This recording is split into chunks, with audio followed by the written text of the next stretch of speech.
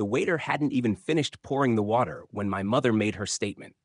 "Your kids can eat when they get home," she said, flicking her wrist lightly as she slid two cheap paper napkins across the table, as if she were doing us a favor. My daughters had just come from soccer practice, still in their uniforms. They looked down at the napkins, then back up at me. Across from us, my sister's daughters were already opening neatly packed takeout boxes with gold foil lettering. Expensive pasta from a boutique Italian restaurant, along with slices of tiramisu stacked like small towers. Her husband laughed a little louder than necessary. "Should have fed them first," he said, without even looking my way. Something cold tightened in my chest, but I smiled, leaned toward my girls, and whispered, "Copy that." When the waiter came back with his notepad, I stood up. But I need to explain how we got here. How we ended up at a dinner table where two children were being shown, very clearly, that in this family there's a preferred group and everyone else is expected to stay quiet on the sidelines. My name is Connor. I'm 36, and I've been tiptoeing around my family for as long as I can remember, long enough to realize that love in our household was never evenly distributed. I have two daughters, Emma, 10, and Riley, 8. They are the best parts of me. I also have a wife who probably should have run the other way when she met my family, but she stayed, mostly for me, and occasionally out of sheer disbelief. Because my family isn't just dramatic. It's like a slow-motion disaster where everyone insists nothing is wrong while everything burns in plain sight. My sister Melissa is 38, 2 years older than me, and she's been the favorite since day one. If she spilled juice, it somehow became my fault. If she forgot her homework, I should have reminded her. If I wanted something she wanted, the conversation was already over. She didn't just get the bigger slice of cake, she got the entire stand. She married Daniel, of course. He's the type who looks like he owns a yacht, whether he does or not. They live in a large suburban house with a dog that receives Christmas gifts from my parents, while I'm still waiting for my daughters to receive a single birthday card. Not that I expect it anymore. That hope disappeared years ago. My mother, Elaine, is an expert in selective generosity. She hosts elaborate brunches for Melissa's kids, signs them up for camps just because, and proudly tells her church friends how well Melissa is raising her daughters. When it comes to mine, the advice is always the same. You should budget better, Connor. As if money were the issue, not effort. That dinner wasn't an isolated incident. It was the result of years of small insults, forced smiles, and moments I ignored to keep the peace. I used to believe being the bigger person meant staying silent, but swallowing your pride long enough turns it into something toxic. My mom invited us out under the excuse of a family catch-up. She chose a trendy fusion restaurant where the water comes in tiny glass bottles and the waiters wear leather-strapped aprons. She said it was her treat. That's the only reason we agreed. Paige, my wife, was doubtful. "You really think this is a good idea?" she asked while getting ready. "Maybe she's trying," I said. She gave me a look. "Trying what? To continue making your daughters invisible?" I didn't have an answer. I just wanted one calm evening where my girls didn't feel out of place. We arrived 5 minutes early. Paige made sure the girls looked nice. Riley wore a small bow, and Emma put on her white dress for special occasions. My mom and Melissa arrived 10 minutes late, laughing about a TikTok I'd never seen. Melissa air kissed me, then turned to Paige. "Love your top," she said with a smile that carried judgment beneath the polish. "Didn't know that brand came back." Daniel ordered wine immediately. Melissa talked about summer plans, an exclusive camp in Vermont, then Italy. I nodded while pouring water for Riley like it was a careful ritual. Then my mom leaned toward the waiter. "Oh, we pre-ordered for the girls," she said proudly. "The chef knows." I looked at my daughters. "Mom?" I said carefully, "You didn't order for Emma and Riley." She blinked. "Well, I assumed you'd bring snacks. They're kids. They don't need expensive meals." "They're hungry," I said. "They'll be fine," she replied lightly. "They can eat when they get home." That's when she slid the napkins across the table. Daniel laughed again. "Should have fed them first." I squeezed my daughter's hands and whispered, "Copy that." When the waiter returned, I stood up. He looked surprised. "Everything okay, sir? Could you give us a moment?" I asked. He stepped away. I debated leaving right then. Emma still held her menu, unsure if she belonged. Riley leaned into Paige, who was holding herself together with visible effort. Connor, sit down, my mom sighed, as if I were embarrassing her. Melissa scrolled her phone. Her daughters shared truffle mac and cheese from designer boxes. It hit me then. The meals weren't just prepaid, they were boxed, planned. I sat down, not in surrender, but strategy. The orders were placed. Paige and I let the girls choose the only affordable options: flatbread and fries. Dinner didn't improve. My mom praised Melissa's kids nonstop: piano recitals, reading awards. When I mentioned Emma being named Student of the Month for kindness, my mom barely reacted before changing the subject. Emma's smile faded slightly. I recognized it. I'd worn it my entire childhood. Halfway through, my mom casually announced a Disneyland trip, just Melissa's family, already booked. It would have been too expensive for you, she said calmly. Emma looked down. Riley fought tears. That was the moment something broke. I stepped outside, shaking. Paige joined me. I know what to do, I said. Back inside, dessert came up. I declined. Melissa made a toast, thanking my mom for always supporting their girls. I finally spoke. When was the last time you came to Emma's soccer game? The silence was sharp. Daniel mocked me. My mom said nothing. I stood, placed $200 on the table, and told my girls we were leaving. Outside, they asked where we were going. Anywhere you want, I said. They chose ice cream. That night, I realized something important. When people show you who they are repeatedly, you don't keep waiting for them to change. 3 days later, the phone call came. Not from my mom, from my aunt. Accusations followed. I stayed calm. This isn't about fairness, I said. It's about my kids being treated like they matter. After that, things escalated. Social media posts, silence, invitations that expected us to forget everything. I didn't seek revenge. I chose distance. I left group chats, declined invitations, blocked accounts. Then came the final straw, a formal invitation to my sister's rebirth party, complete with a note asking us to put the past behind us. That night, I made a decision. Not out of anger, but love. I opened savings accounts for my daughters, scheduled therapy, started honest conversations at home. I stopped chasing approval and started building something better, a family without conditions. If you want, a home without guilt. And yet, even after stepping away from the toxicity, something still pulled at me. Not a desire to reconcile, but a need for closure. Walking away can be powerful, but sometimes accountability matters more. When I learned what my mother had done with the trust my late father left behind, the line between distance and action disappeared entirely. The first time I felt genuine peace again was 6 weeks after we walked out of that restaurant. It was a quiet Sunday afternoon, crisp and golden, the kind that smells like fallen leaves and fresh starts. Emma and Riley sat on the porch carving pumpkins with Paige, laughing freely, untouched by tension or pity. Just happiness. I stood in the doorway holding a mug of coffee and realized something I hadn't believed in for years. We were okay. More than okay. We were free. There was no longer a need to seek my mother's approval. No more uncomfortable silences after being excluded from family plans. No more shrinking myself to fit expectations that were never meant for me. For the first time in my adult life, I wasn't revolving around family dysfunction. I was building something separate, and it was working. The changes came quietly, but clearly. Riley stopped biting her nails. Emma began humming again while doing homework, something she hadn't done since she was younger, before favoritism made her feel smaller. Paige slept better, smiled more. One evening while folding laundry, she said, "I feel like we finally took our house back." She was right. The real shift, however, wasn't emotional. It was financial. About 2 months after the dinner, I received a call from an unfamiliar number. It was my father's attorney.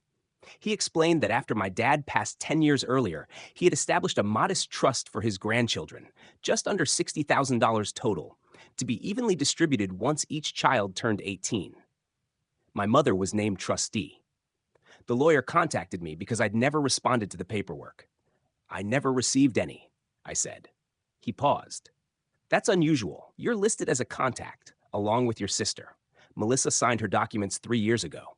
Her daughters have already received early distributions." The words stopped me cold. Early distributions. "Yes," he continued. "Your mother approved withdrawals of roughly $10,000 each for Melissa's children for extracurricular enrichment." "And nothing for my daughters?" I asked. The silence answered me. I didn't tell Paige right away. I needed time to process it without losing control. My father believed both his children would act fairly. Instead, my mother had taken from my daughters. That night, after the girls were asleep, I told Paige everything. We sat quietly before she finally said, "You know what you have to do." I did. But this wasn't going to be emotional or confrontational. I was finished with arguments. This would be precise. First, I asked the lawyer for full documentation: trust records, approvals, dates, and disbursement logs. He sent everything within the hour. Next, I hired a financial advisor. Denise, experienced, thorough, and direct. After reviewing the documents, she said, "This isn't just unethical. It may be legally actionable." That word mattered. Actionable. For the first time, I had leverage. Proof. And something my mother and sister had never credited me with: restraint. Over the following weeks, I worked quietly. Denise helped me open custodial investment accounts for Emma and Riley. I matched the amount Melissa's daughters had received using my own savings, not because I had to, but because my girls deserved security. I documented everything: financial decisions, exclusions, messages. I didn't yet know how I'd use it, but I knew I needed it. Unexpectedly, other areas of my life improved too. With clarity came focus. My performance at work improved.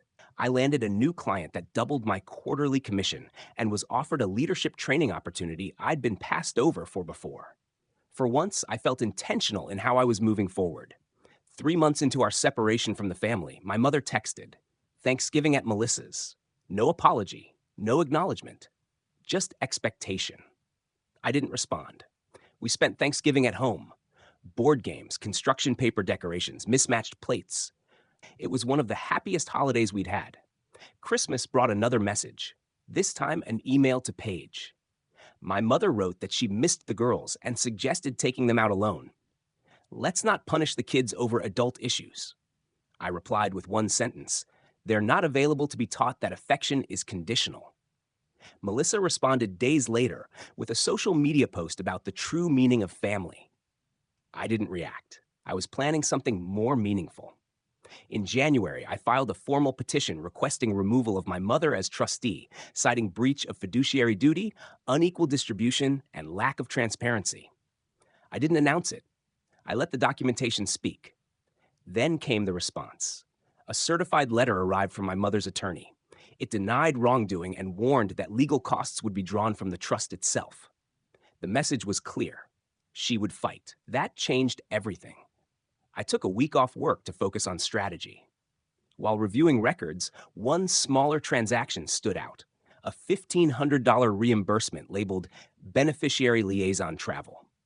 Denise traced it to my mother's personal bank account. She had paid herself from the trust.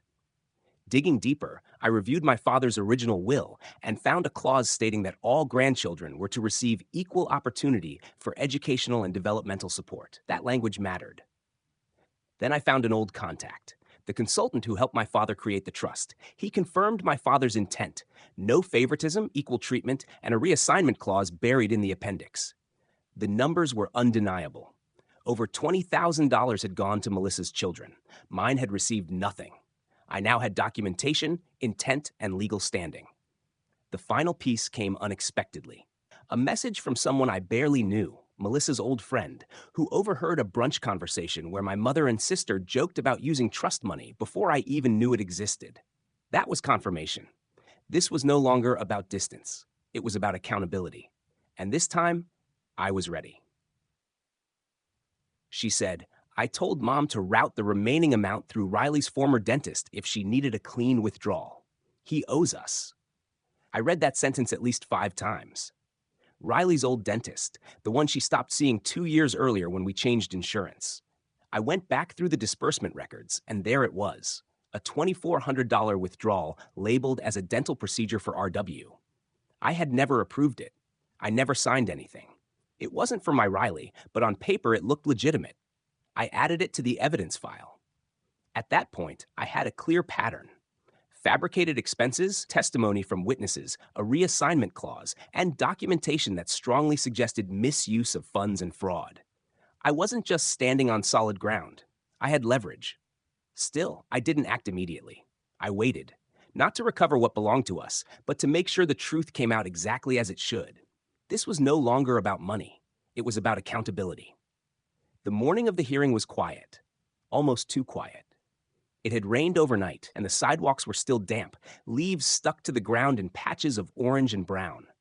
The courthouse itself was small, a low brick building between a library and a park. But walking inside felt heavier than expected. This wasn't just another appointment, it was long overdue responsibility. Paige squeezed my hand before I went in. "You okay?" she asked. I nodded. I was. What I didn't say was that I hadn't slept.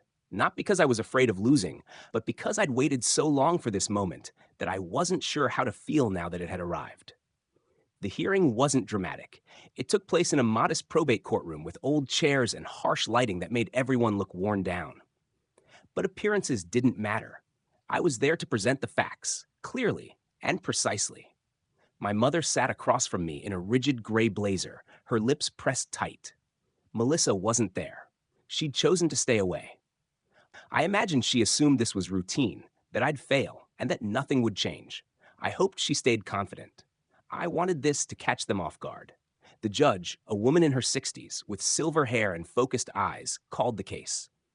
Petition 221-GJ regarding the administration of the Walker Family Trust. Petitioner, you may proceed. I stood with a neatly organized folder. Your Honor, I'm requesting the removal and reassignment of Trustee Elaine Walker based on partial disbursement, financial mismanagement, and breach of fiduciary duty as outlined in the trust and Appendix C. Elaine shifted in her seat. I handed the clerk a packet, which was passed to the judge. In this file, I said, you'll find the following: a 5-year disbursement record showing over 60% of trust funds allocated to the children of one beneficiary, my sister, while my daughters received nothing. A copy of the trust clause allowing reassignment for unequal distribution. 2 early withdrawals labeled for educational purposes deposited into an account managed solely by Melissa Walker. A travel reimbursement paid directly into the trustee's personal account without documentation, and a dental charge billed under my daughter's initials that I did not authorize. I paused. I've included a notarized statement from our current dentist confirming no procedures were performed during that period. The judge looked up. I continued. There is also a written statement from Paul Martinez, the financial consultant who helped establish the trust, confirming my father's intent was equal benefit for all grandchildren. I sat down. Elaine didn't stand. Her attorney did. We dispute the claim that my client acted improperly. She believed she was operating within her discretion. The judge raised a hand. The numbers don't support that. He tried again, citing special circumstances. I responded calmly. Those opportunities were never offered to my daughters. Elaine finally spoke. I didn't think you wanted the money. And yet, I replied, you gave thousands to Melissa's children without asking. The judge intervened. Your role isn't to decide who deserves more. It's to follow the trust's purpose. After reviewing the documents, the judge ruled.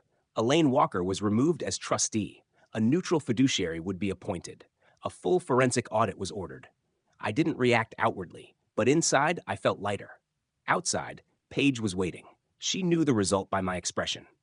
We drove away quietly, hands clasped. A week later, the consequences began.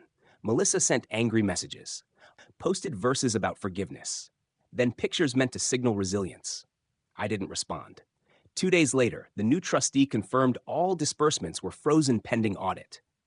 Paige and I explained everything to our daughters carefully. No accusations, just fairness. Emma asked if Grandma knew. When I said yes, she said she didn't want gifts anymore. Riley asked if we could still get ice cream. We laughed. Not long after, I received an unexpected $12,000 check from a client I'd helped months earlier, with a note thanking me for honesty. I used it to open Roth IRAs for Emma and Riley and put the rest toward a small vacation. We chose a cabin in the Smoky Mountains. No theme parks, just time together. And for the first time in years, I felt peace. But there was still one thing left, something that would reveal the full truth. During the audit, Paul Martinez contacted me again.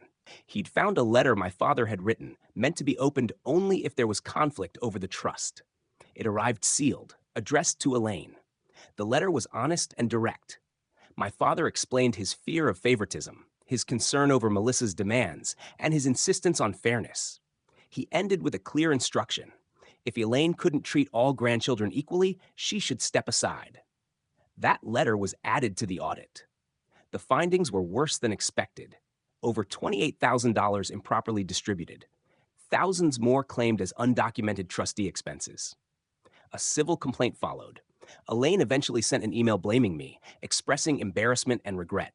I didn't reply. Melissa went quiet. Her accounts disappeared. Funds were recalled. She had to repay over $11,000. She messaged Paige, questioning whether it was worth it. Paige didn't answer. We were already on our way to Colorado. After the audit, equal distributions were formally issued to all grandchildren. We used ours to create memories. On the last night of the trip, Riley asked if Grandpa would have liked it. I said yes. Emma said she thought he'd be proud. Months passed. There were no reunions, no apologies, just calm and clarity. We weren't just okay, we were better. The real victory wasn't the court ruling or the money. It was watching my daughters grow up knowing they were valued equally and unconditionally.